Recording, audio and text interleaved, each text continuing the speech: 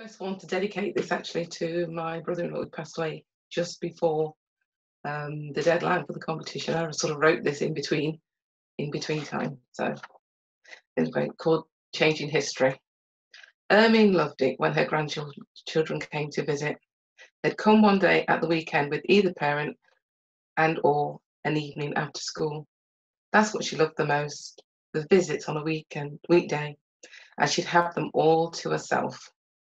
At the weekend, she'd have to share them with either parent while the children occupied themselves doing some sort of activity they would bring with them or watch an appropriate program that their parents would suggest.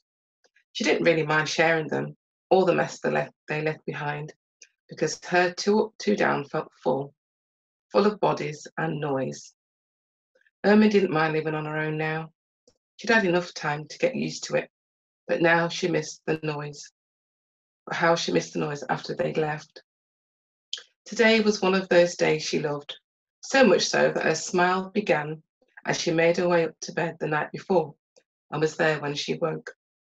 Ermine busied herself throughout the day, occasionally glancing at her watch to make sure that she started preparing dinner in time before having to make her way to school to pick up her grandchildren. She'd busy herself throughout the day so much that it would appear that the day had flown. She enjoyed waiting in the playground with the other mums, dads, and other grandparents. She felt privileged to be in this position, to be trusted with her children's precious children, her grandchildren. She had friends who did not see their grandchildren, and so she cherished her time with them. Ermine made her way to school, making sure that she would have time to catch up with her favourite fellow grandparent. "Hi, Keith. How are you doing?" She tapped him on his back as she approached. "I'm good, Ermine," he replied with a broad smile. "It's good to see you looking well. I've missed you at yoga." "You know, I've missed it. I can feel my body ceasing up as we speak," Keith laughed, jerking his body back and forth. Ermine laughed. "Charlie wasn't well," he continued. "You know how we have to help out. Mum and Dad took it in turns to finish early to pick him up and then pick up Rosie. But by the time they come, me too tired to go out. It's a long day, but we're glad we can help."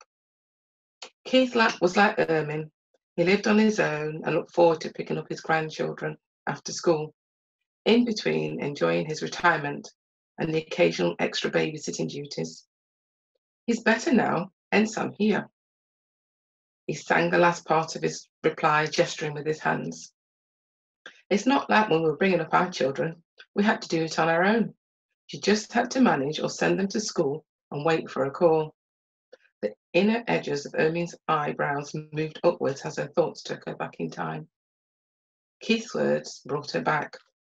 "I do miss our catch-ups," he said. "I know, me too." The sound of a bell could be heard. "I wonder what goodies they have in store for us today," laughed Ermine, walking through the now open gates. Goodies could come in the form of a pile of unfinished or finished artwork, masterpieces created on the making table, or in the case of Ruby, a reading book, spellings, teacher-led homework, and self-imposed research. Out of all the stuff she came home with, her chosen project captured her attention the most and took the longest time to complete. They both made their way across the playground towards the classrooms, Keith with a scooter tucked under his arm. "See you on Thursday?" he said. "Yes, I'll be there. Fancy lunch after? Then we can have a real catch-up." "Okay," he said, giving her the thumbs up, walking towards his grandson's class. "See you then." "See you then." Ermine smiled, then turned her attention to Ruby and Benjamin running towards her.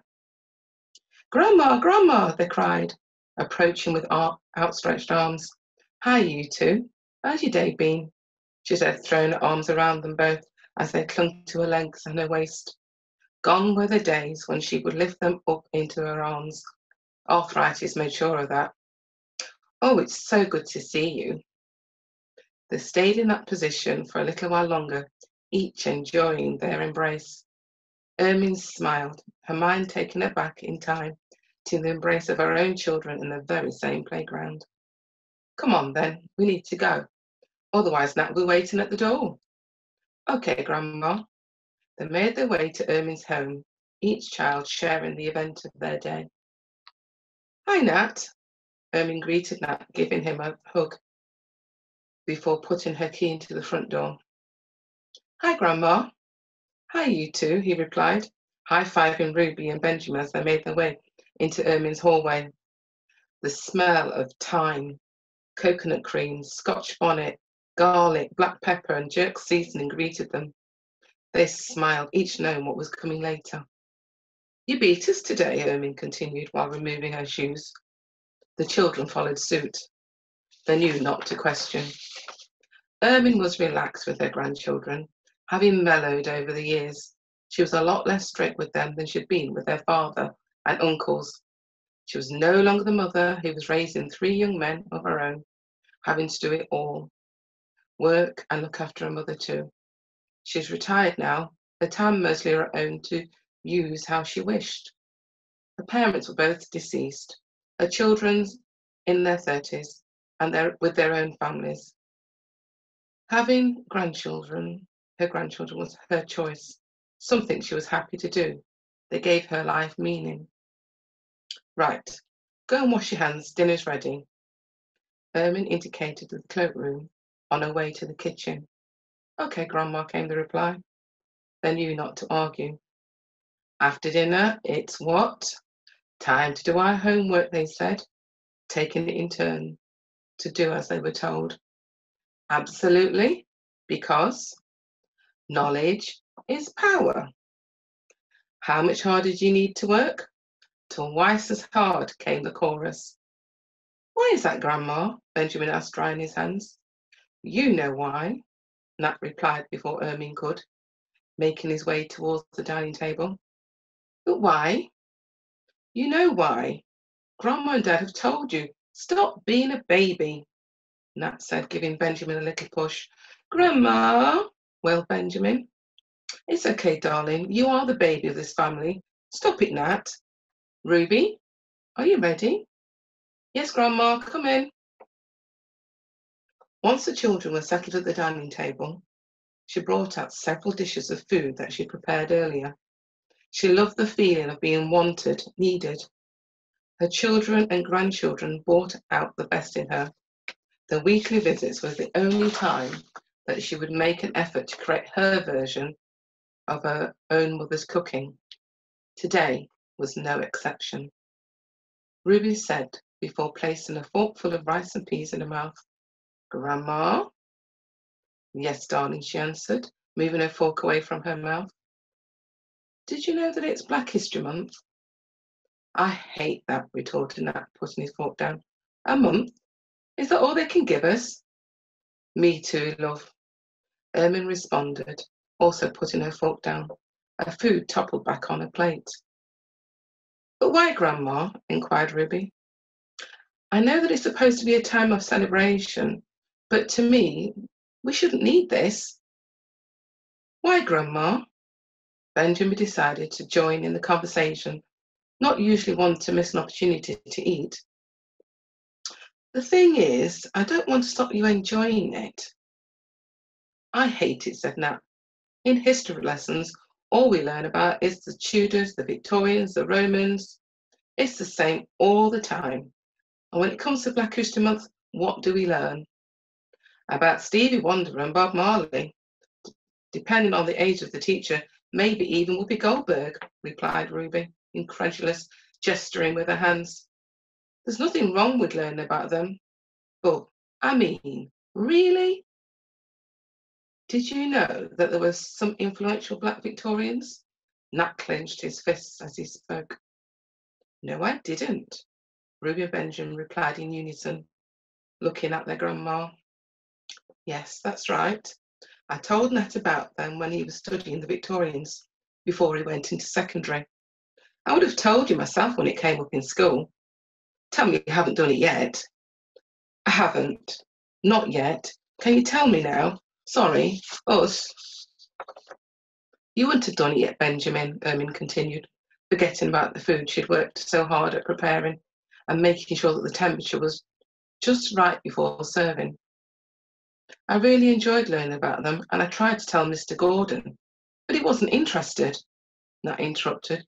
I even tried to tell him about Ruby Bridges and Nat Turner. He didn't even listen. I'm really sorry to hear that. You know what? I'm still in shock of how the curriculum still is today. I learnt nothing about them myself at school. If it wasn't for those bookstores that popped up now and again at the community centre near where we used to live, I would never have known about them myself. Grandma's on her soapbox now, whispered Nat. I know. Ruby placed her hands across her mouth, stifling a laugh. She didn't want to appear rude while her grandma was talking. In between mouthfuls of roast chicken, rice and peas smothered in gravy, Ermine told her children about Ida B. Wells and Frederick Douglass. She told them how they tried to campaign to end slavery and that it wasn't until 1833 that slavery was finally abolished. I still find it hard to believe that all this happened and it's not in the books I read at school. Plus, why great-grandma and great-granddad left Jamaica and came here? Nat shook his head. There's so much more, my darling, that's not written about and not widely known. I love history, but I don't understand why I have to rely on you telling me. Why can't I read it for myself? There were books, but it was just hard to get hold of them. The books I used to buy for your father and uncles used to come from America. They were expensive, and as much as I tried, I couldn't find many published here. It wasn't like now when you can go on the internet and find information. Ermine began to laugh. I bought your dad and your uncle some books called The Wonderful World of Knowledge. They cost a fortune and they took up so much space on the bookshelf. By the time I finished paying for them, the information was out of date. Ermine laughed again. She stopped and looked into the eyes of her grandchildren. Remember what I said about working twice as hard? Well, what do you think you need to do to change things? I don't know, replied Benjamin. You're young anyway. Things might have changed by then. What do you mean, Grandma? When you get a little older, hopefully things would have improved. There might be books on the shelf readily available to show your children, all of your children, how it really was, what life was really like for black people in this country and elsewhere. Ermine placed her hands together as if praying. It's way overdue, she continued. Oh yes, back to what I was saying. Let me put it this way. If you and your friends at the end of the year, what you call it now? The year when you take your exams at schools. Year 11, Ruby and Nat laughed. Let's say you and your friend left school with the exact grades and applied for a job. Who do you think would get it? Well, the fair thing would be that we both get an equal chance, Ruby confirmed, rubbing her temples. That's right. That would be the fair thing. The thing is, more often than not, if your peers are white, it was more likely that they will get the job and you won't. The reasons I used to get were because the person had more experience than me and other silly reasons. I can't count, so I can count on both hands how many times I was in second position for a job. I'm not saying that it wasn't always true. Sometimes, all of a sudden, there was no longer a vacancy. The job had somehow mysteriously disappeared. Surely that still doesn't happen now, Nat said. He was shocked by his grandma's stories.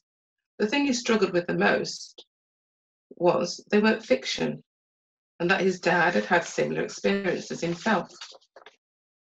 I'm afraid so, darling. If you want the same job as your white counterpart, you'll need to have to work. You'll need to have twice as many qualifications, higher grades, and more experience. I'm sorry, I don't want to put you off learning and trying your best at everything, because knowledge is power, the children said together. It also gives you a choice. You can choose the career you want rather than it fit with the qualification that you have. I get it. Anyway, you know what? I'm going to write my own books, Nat said, shaking his head, looking at his grandma. Me too. Ruby looked at her brother and smiled. You can too, Benjamin, if you want to, that is. You might be young now, but you'll grow too, Ermine encouraged. The children finished their meal and completed their homework while Ermine washed up. Ruby was reading, Nat was doing some research on his grandma's tablet, Benjamin was colouring in his book. She sat with them as they finished what they were doing. A pain travelled down her left arm. She touched her left cheek. Well done, guys. I'm so proud of you. You can put the TV on if you want. I just want to clarify something before you leave. Your mum's coming in a bit. Ruby nudged Nat. She's doing it again. She laughed. I know, he whispered in her ear, trying not to laugh too. I wanted to explain why I don't like Black History Month. It's not that I don't like celebrating Black history. It's because I'm not Black 1 month a year. I'm Black every single day of my life. I feel that you should be taught aspects of Black history in the different subjects you're taught at school. What do you mean, Grandma? Benjamin asked, making his way to sit on his grandma's knee. She cuddled him, held him tightly, and rubbed a hand through his hair. You're tired, aren't you? Don't worry, Mum will be here in a bit. Where was I? Oh, yes. If you're learning about biography in English, your teacher could choose a Black person in history and teach you about him or her along the many other biographies that you study. If teaching poetry, they could use some of Benjamin Zephaniah's poems. Ermine laughed. I love his Talking Turkeys poem. Me too, laughed Benjamin. Where was I? Ermine continued. Oh, yes. In art, they could include some African art. Let me see, what about World War I and World War II? Soldiers were fighting from other countries too. There were Black soldiers from different parts of the world, but no one hears about them. Benjamin yawned. Come on, sweetie, let's have a cuddle on the sofa. You can watch one of your favourite TV shows. Come on, you two, pack up your things. Your mum will be here in a bit. Moments later, Mum arrived to collect the children, and as usual, they didn't want to leave. Give your grandma a hug. What do you say? Thank you, yawned Benjamin. I love you. I love you too, darling. You make me laugh so much. Thank you, Grandma. The food was delicious. I love you. Ruby hugged her grandma. I love you too, darling. By the way, I'm going to write a book when I'm older. That's fantastic, Ruby. I look forward to reading it. Goodbye, Grandma. Thank you for the talk. It's given me some ideas. I think I will do my own research when I'm older. My pleasure, my darling. I always enjoy our talks too. Love you, Ermine said, giving Nat a hug. Love you too, Grandma. I'm going to write a book too. You do that. Good night. Love you, she shouted as the car door slammed shut. She was still standing in her doorway, waving as they turned the corner and eventually went out of sight. Ermine went back into her now quiet home, sat on the sofa to catch up on the latest news. She fell asleep. Ermine didn't wake up that night and go to bed as she usually did. Years later, at his book launch, Nat shared his story about the night that his grandma Ermine encouraged him to write his book. His book that told the real history of Black people in England. He read the opening chapter and the dedication page with his sister and brother by his side. They all shared memories of their grandma Ermine. Their grandma, who started their journey into the world of research and academia. Nat had 2 degrees and a PhD in Black history. He had written several books.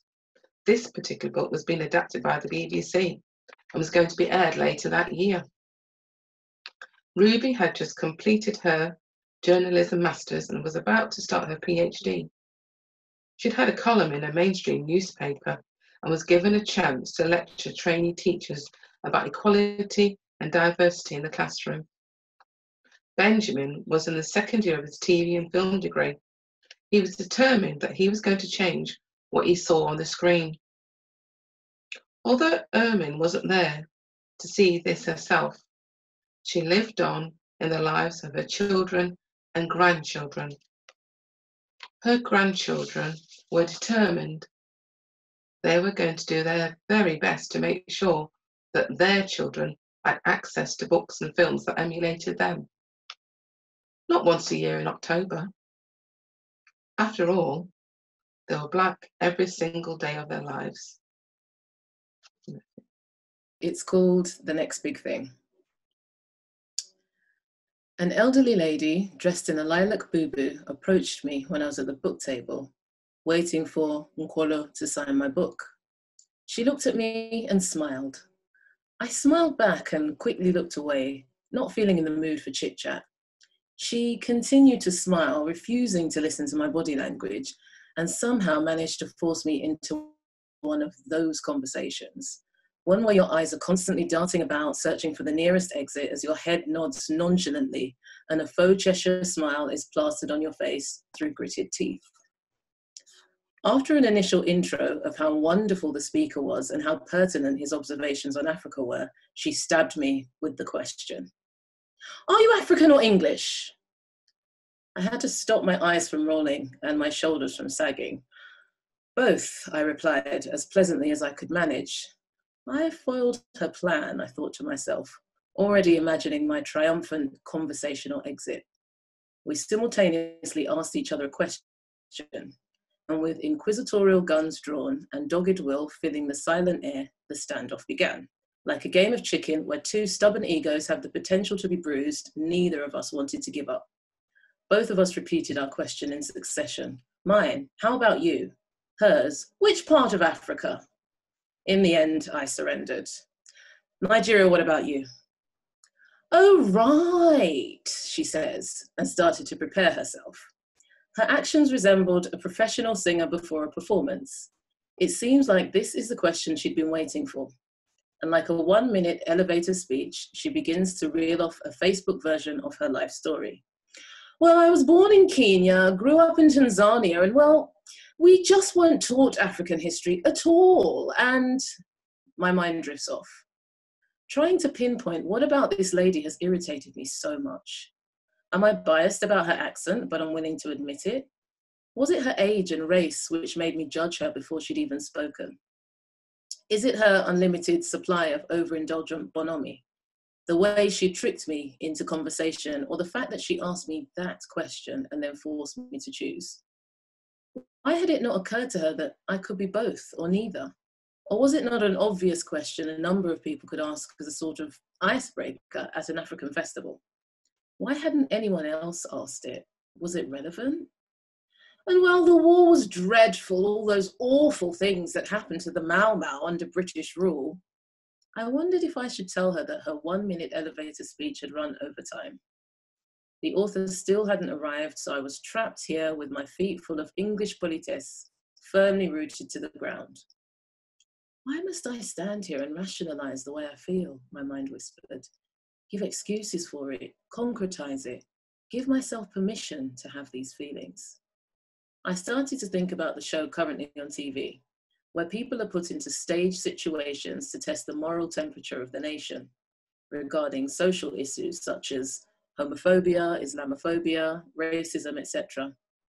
It's only just started, but I noticed that for the racist episodes, nobody actually speaks out until they're absolutely 110% sure with no doubt that the person is being racist. They have to hear specific words or phrases before they react, for fear, I imagine, of being accused of playing the race card or being wrong. Well, what happens when you just feel uncomfortable, uneasy, or upset? What if there is no hard proof laid out on the table, but it's a feeling, an air, a gesture, or a look? What do you do then? She'd finished talking and was looking to me for a response. I tried to remember the last thing I'd heard. So, East Africa? I proffered. Yes, exactly, she proclaimed. And isn't it so important? She was off again. The way Africa is seen and presented as a whole, well, country, and no one seems to know. She suddenly trailed off and looked behind me. I was still lost in thoughts. "Oh, Chuma," she squealed, offering her hand to the author now at the book table. "Delightful talk, simply delightful." She'd forgotten all about me. I'd been used.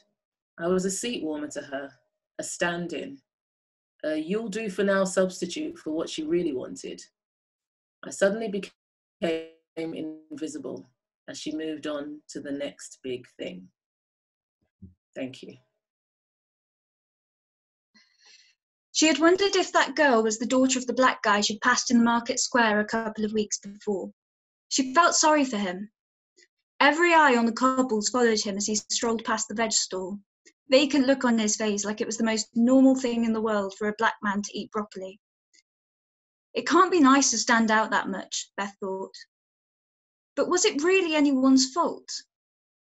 This town was white, British, and working class to the bone.